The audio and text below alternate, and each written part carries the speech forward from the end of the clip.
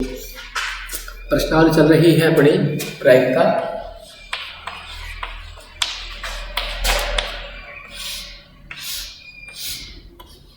जिसका कुल अंकवार 4 है। सिक्के के प्रश्न हम पहले कर चुके हैं पिछले वीडियो में। अब हम करते हैं पासे के प्रश्नों को। पासा तो हम जानते हैं कि एक पासे में कुल 6 फलक होते हैं। तय पासे को एक बार उछाला जाएगा तो कुल 6 परिणाम हमें प्राप्त होते हैं, जो 1 से लेकर 6 तक हो सकते हैं। पासे में अपने बुक में 2 प्रकार के क्वेश्चन दिए गए हैं। इनमें पासे को एक बार उछालने पर और दूसरा क्वेश्चन है पासे को 2 बार उछालने पर। पासे को प्रश्न को हल करने से पहले हम थोड़ा संख्याओं के बारे में सीखते हैं। तो सामान्य तौर पर संख्या अपने सबसे पहले होती है सम संख्याएं। सम संख्याएं, इसके बाद है विषम संख्याएं, इसके बाद है अभाज्य संख्याएं और इसके बाद है पूर्ण वर्ग संख्याएं। अपने इस प्रश्नावली में इन 4 संख्याओं से संबंधित प्रश्न आपसे पूछे गए हैं। सबसे पहले बात करते हैं हम सम संख्याओं की। तो सम संख्या किसे कहते हैं? तो वे सभी अंक, वे सभी पूर्णांक जिनमें 2 का पूरा पूरा भाग जाता है, उन्हें हम सम संख्या कहते हैं। जैसे 2, 4, 6, 8, 10 डैश डैश डैश। विषम संख्या वे संख्याएं होती हैं जिनमें 2 का पूरा पूरा भाग नहीं जाता है। जैसे 1, 3, 5, 7, 9 डैश डैश डैश। इसके बाद बात करते हैं अभाज्य संख्याओं की। अभाज्य संख्याएं वे संख्या होती हैं जिनमें केवल और केवल स्वयं का ही भाग जाता है। जैसे हम गिनती में देखते हैं 1, 2, 3, 4, 5, 6। यह आपके सामने गिनती लिखी हुई है। इनमें से वे अंक जिनमें केवल और केवल स्वयं का ही भाग जाता है, वे सभी अभाज्य संख्याएं हैं। खुद के अलावा यदि किसी अन्य संख्या का भी भाग जाता है तो वो होती है भाज्य संख्याएं। इसमें हमें सबसे पहले नोटिस करना है 1 को। हालांकि 1 में 1 का ही भाग जाता है, लेकिन फिर भी 1 को एक भाज्य संख्या माना गया है। तो ध्यान रहे, यहाँ पर 1 अभाज्य संख्या नहीं है। 1 के आगे चले, 2 में केवल 2 का भाग जाएगा, 3 में केवल 3 का भाग जाएगा, फिर 5 में, 7 में, 11, 13। तो ये सभी संख्याएं अभाज्य संख्याएं हैं। तो 2, 3, 5, 7, 11, 13, 17, 19 डैश डैश। इस प्रकार से गिनती के ये अंक जिनमें केवल और केवल स्वयं का भाग जाए, वे सभी अभाज्य संख्या होती है। इनके अलावा जो संख्याएं बच गई हैं वो सभी भाज्य संख्या होती है। इसके बाद बात करते हैं पूर्ण वर्ग संख्या की। तो पूर्ण वर्ग संख्याएं वो होती हैं, ये ऐसे पूर्णांक होते हैं जिनका पूरा पूरा वर्गमूल मौजूद हो, या दूसरे यदि हम आसान शब्दों में इनको समझना चाहें तो आपके सामने जो गिनती है, गिनती का यदि वर्ग कर दिया जाए तो जो संख्याएं प्राप्त होंगी वे पूर्ण वर्ग संख्याएं होती हैं। जैसे 1 का वर्ग होता है 1, इसी बार 2 का वर्ग होता है 4, 3 का वर्ग 9, 4 का 16, 5 का 25, 6 का 36, 7 का 49, 8 का 64, 9 का 81, 10 का 100। इस प्रकार से ये सभी संख्याएं पूर्ण वर्ग संख्याएं हैं।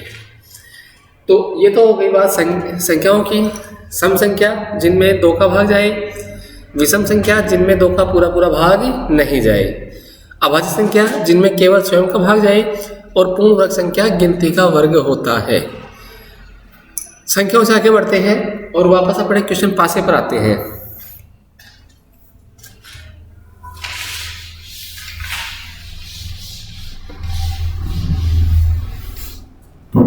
तो पासे में 2 प्रकार के प्रश्न हैं।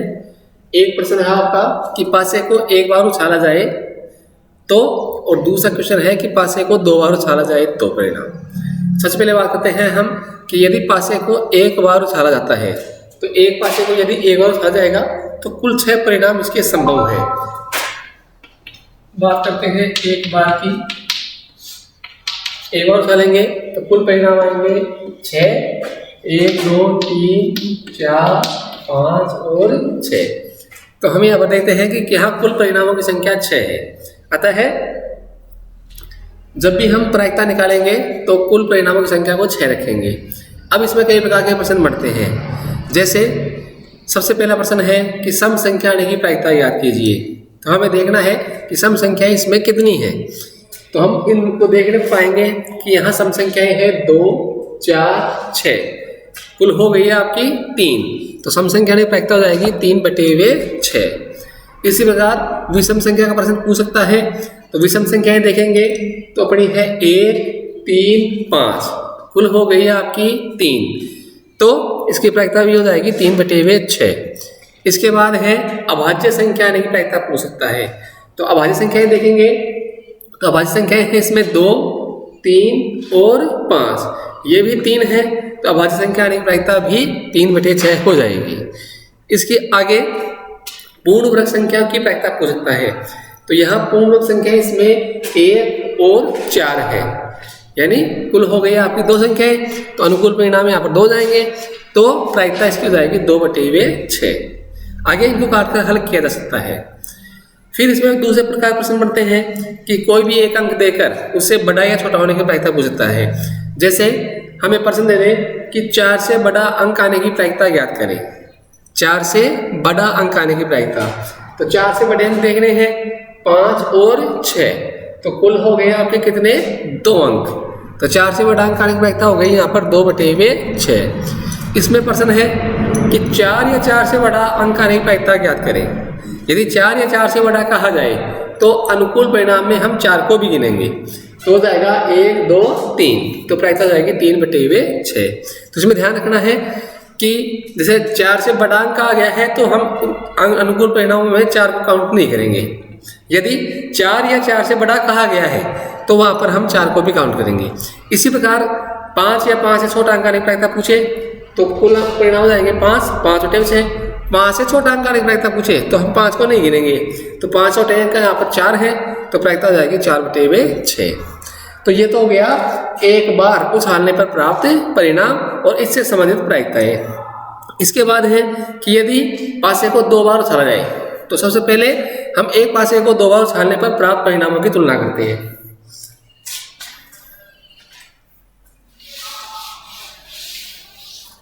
तो सबसे पहले इसमें लिखेंगे एक पासे को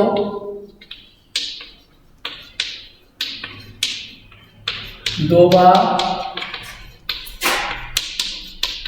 उछालने पर प्राप्त परिणाम, कि यदि एक पासे को 2 बार उछाला जाए तो कुल कितने परिणाम आते हैं। तो जिस प्रकार से हमने एक सिक्के को 2 बार उछालने परिणाम प्राप्त किए थे, कुछ बार पासे से ज्ञात करने हैं। तो हम यहाँ पर 2 पासे मान लेते हैं। इन दोनों पासों में संख्या होती है 1 2 3 4 5 6, 1 2 3 4 5 6, ये अपने पास 2 पासे हैं। यदि इनमें से इन दोनों को एक उछाला जाए या एक पासे को 2 बार फेंका जाए तो माना पहले पासे में 1 आता है। पहले पासे को हम मान के चलते हैं कि इसमें 1 आ गया। अब दूसरे पासे में 1 से लेकर 6 तक कुछ भी आ सकता है। तो ये परिणाम हो गए 1 1 1 2 1 3 1 4 1 5 1 6।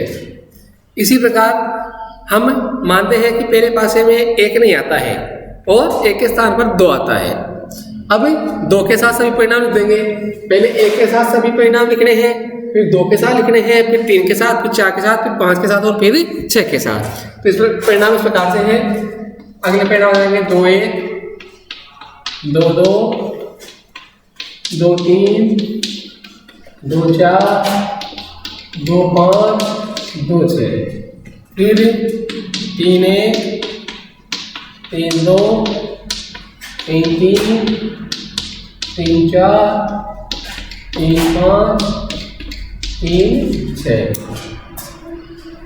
फिर 4 1 4 2 4 3 4 4 4 5 4 6, फिर 5 1 5 2 5 3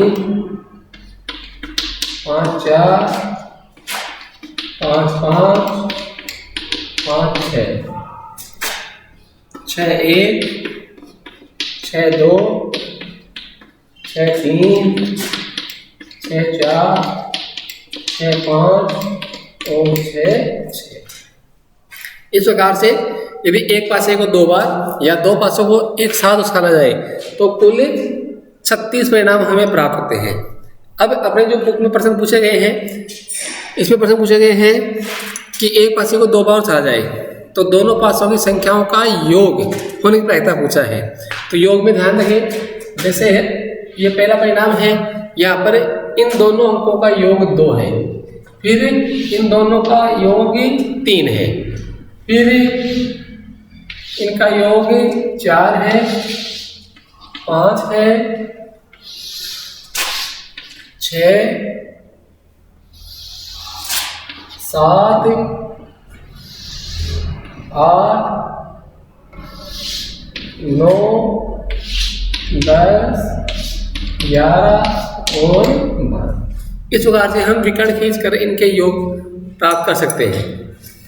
अब हमें प्रायिकता पूछता है योग 2 होने की प्रायिकता याद करो। तो योग 2 होने के लिए हम देखेंगे ऐसे परिणाम जिनका योग 2 है। तो ये योग 2 के लिए है, तो योग 2 के लिए केवल एक परिणाम है, तो प्रायिकता हो जाएगी 1/36। इसी प्रकार योग 5 होने की प्रायिकता पूछता है, तो योग 5 के सामने देखना है 1 2 3 4, कुल 4 परिणाम है, तो प्रायिकता हो जाएगी 4/36। योग 12 में प्रायिकता पूछे तो योग 12 में केवल एक परिणाम है, तो 1/36। यदि आपसे कहे कि योग 13 होने की प्रायिकता याद करो, तो ध्यान रखना है कि यहाँ किसी परिणाम का योग 13 नहीं है, अतः अनुकूल परिणाम की संख्या यहाँ पर 0 जाएगी, तो प्रायिकता है कि 0/36 यानी कि 0 यह एक असंभव घटना है। इस प्रकार से आपके बुक में प्रश्न पूछे गए हैं।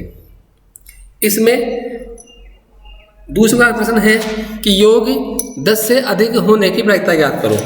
10 से अधिक आ गया है तो हम 10 को नहीं गिनेंगे।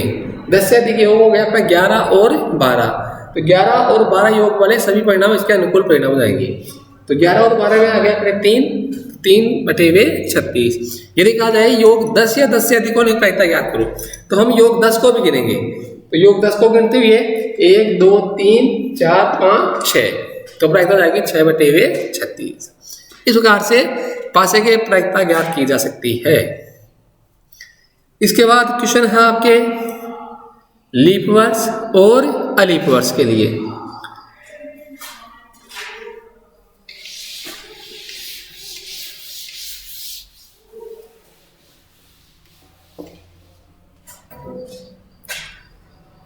तो फिर हम बात करते हैं अलीप वर्ष की।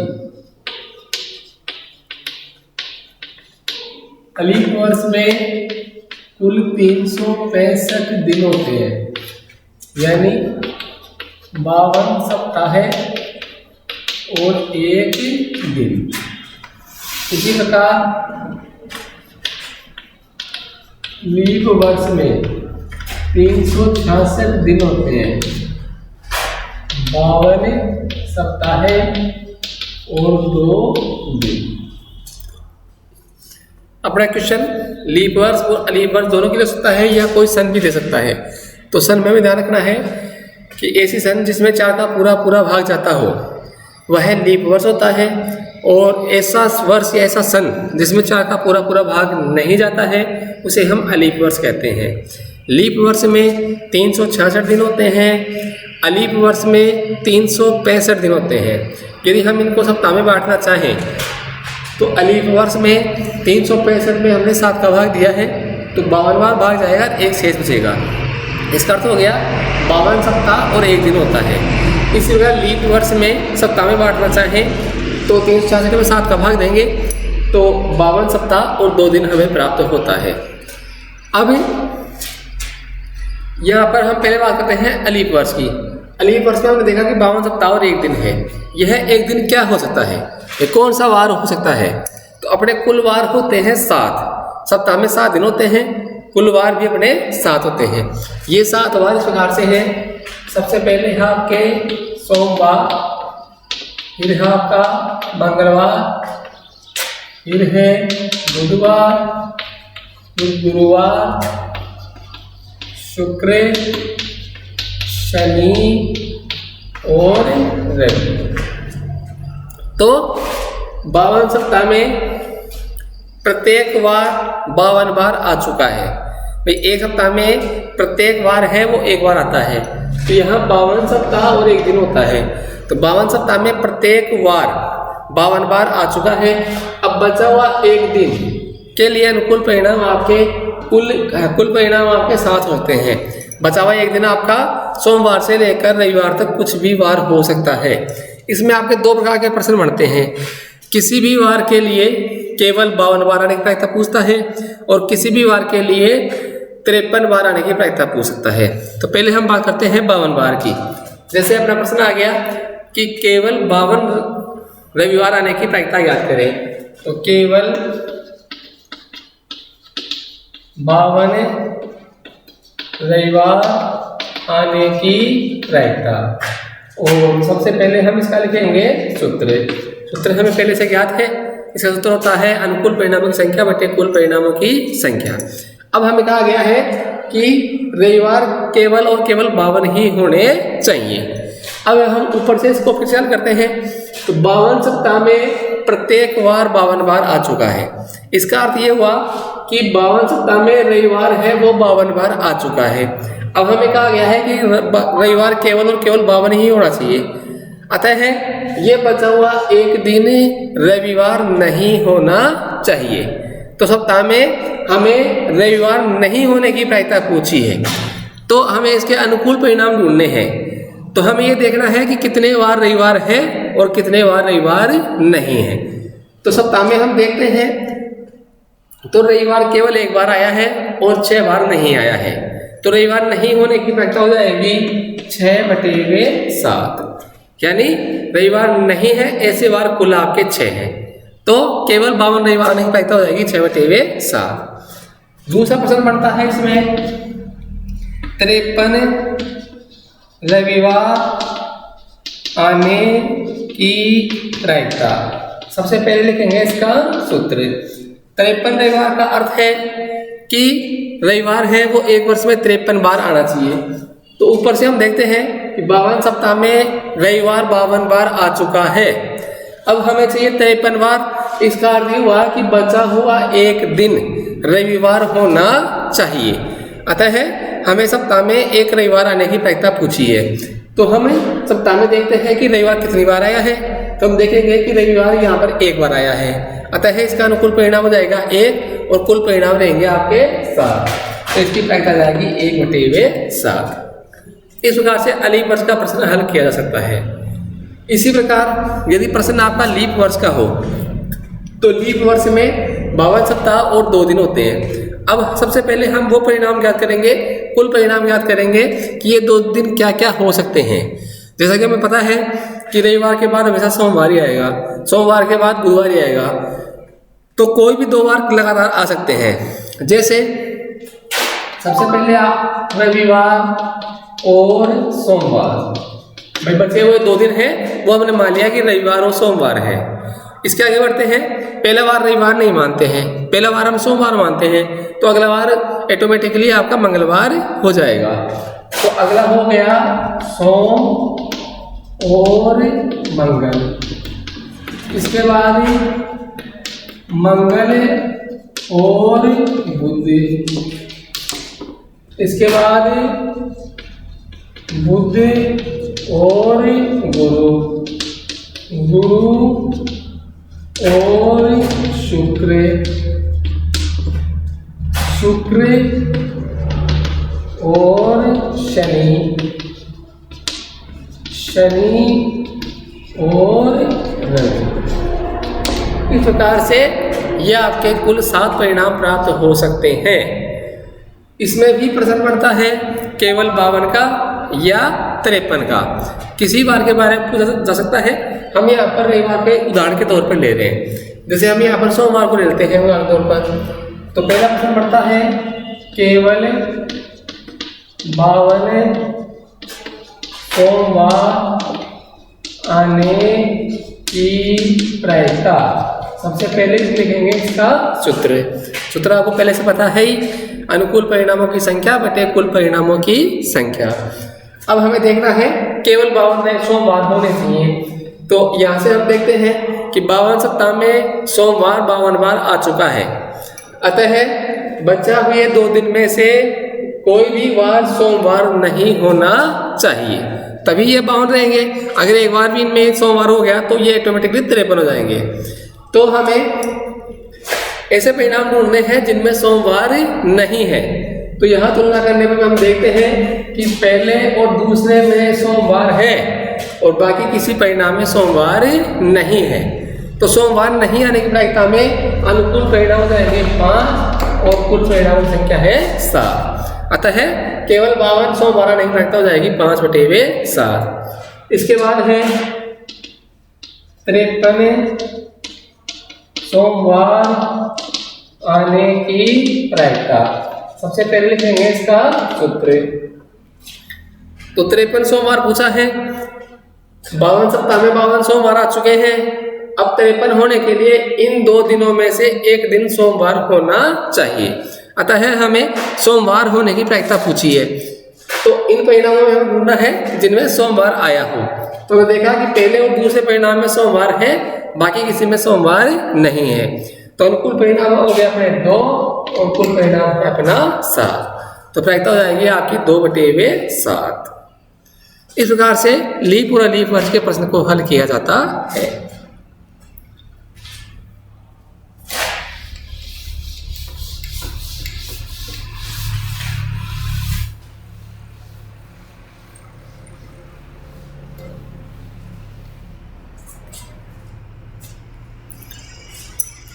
इसके बाद इस प्रश्नावली के हम दूसरे सूत्र की बात करते हैं। तो इसका दूसरा सूत्र है PE + PE' बराबर A। सूत्र को एक बार समझ लेते हैं। PE का अर्थ है प्रोबेबिलिटी ऑफ इंसिडेंट, यानी घटना घटने की प्रायिकता। PE' का अर्थ है प्रोबेबिलिटी ऑफ नॉट इंसिडेंट, यानी घटना नहीं घटने की प्रायिकता। प्लस है, अतः घटना घटने और घटना नहीं घटने की प्रायिकताओं का योग हमेशा 1 होता है, लेकिन वह घटना एक ही होनी चाहिए। अलग अलग घटनाओं के लिए हम ये सूत्र काम में नहीं ले सकते हैं।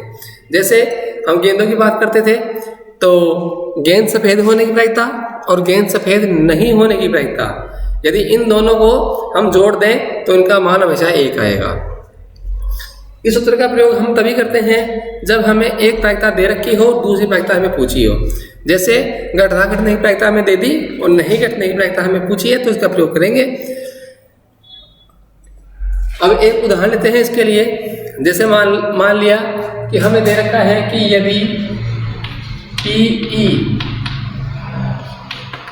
बराबर 0.65 है, यदि PE बराबर 0.65 है तो PE' ज्ञात कीजिए, यानी हमें PE' ज्ञात करना है। तो PE दिया है और PE' ज्ञात करना है, तो हम सूत्र का प्रयोग करेंगे। तो PE + PE' बराबर A। PE का मान रख देंगे 0.65 + PE' बराबर A। अब PE' का मान ज्ञात करना है, इसको रखेंगे और इसका कर देंगे पक्षांतरण। पक्षांतरण में ये प्लस से उधर जाके बन जाएगा माइनस, तो आएगा PE' बराबर 1 - 0.65। जैसा कि आपको पता है कि ये पॉइंटों के जोड़ बाकी हैं, तो पॉइंटों जोड़ बाकी हमेशा कैसे हल करते हैं कि पॉइंट के नीचे पॉइंट लगाया जाता है। जैसे यहाँ पर 1 है, 1 में पॉइंट लगा लेंगे, 1.00 0.65 हल कर देंगे, क्या जाएगा 0.35। ये इसका आंसर है। इसी प्रकार से ऐसे और प्रश्न हो सकते हैं। जैसे राम और श्याम 2 मित्र हैं, दोनों शतरंज का एक मैच खेलते हैं। यदि राम के जीतने की प्रायिकता 3/5 है तो श्याम के जीतने की प्रायिकता ज्ञात करनी है। इसका अर्थ हुआ राम और श्याम दो मित्र हैं। राम जीतता है तो उसकी प्रायिकता 3/5 है। हमें श्याम के जीतने की प्रायिकता पूछी है, तो हमें देखने वाली बात यह है कि श्याम जीतेगा कब? जब वह राम को हराएगा। यानी श्याम के जीतने का अर्थ है राम का हारना, और राम के हारने का अर्थ है राम का नहीं जीतना। तो राम के जीतने की प्रायिकता हमें दे रखी है और राम के नहीं जीतने की प्रायिकता हमें ज्ञात करनी है। जैसे राम के जीतने की प्रायिकता हमें दे रखी है 3/5 और हमें श्याम के जीतने की प्रायिकता ज्ञात करनी है। इसका अर्थ यह हुआ कि राम के हारने की प्रायिकता ज्ञात करनी है, तो हमें PE डैश ज्ञात करना है। तो माना PE डैश क्वेश्चन मार्क, यानी इसको हमें ज्ञात करना है। तो PE दिया है, PE डैश ज्ञात करना है, तो हम सूत्र का प्रयोग कर लेंगे। तो PE प्लस PE डैश बराबर 1। PE का मान रख देंगे 3/5 प्लस PE डैश बराबर 1। PE डैश इसका कर देंगे पक्षांतरण, तो 1 - 3/5। अब इसको हल कर देंगे तो 2/5 इसका आंसर है। इसका आंसर आ जाएगा 2/5।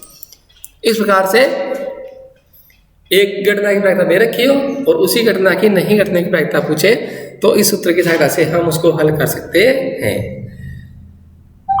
इसी प्रकार किताब में यदि कोई उदाहरण से संबंधित आपको क्वेश्चन नहीं आ रहा हो या प्रश्नावली से संबंधित कोई क्वेश्चन नहीं आ रहा हो, तो आप कमेंट बॉक्स में जाकर उस क्वेश्चन को लिख सकते हैं या क्वेश्चन नंबर डाल के उसके बारे में पूछ सकते हैं। अगले वीडियो में आपको उससे संबंधित उत्तर भी मिल जाएगा। इसके अलावा अन्य महत्वपूर्ण प्रश्न यदि आपके पास कोई है, जैसे आपके पास कोई डेस्क वर्क है, कोई पासबुक है या और भी कहीं के बाहर के प्रश्न है जो अपने 10वीं पैटर्न के आधार पर हैं, तो आप उन क्वेश्चनों को कमेंट बॉक्स में लिख सकते हैं। जल्द ही वो सभी क्वेश्चन सोल्व करके आपके लिए एक नया वीडियो बना के आपको डाल दिया जाएगा। धन्यवाद।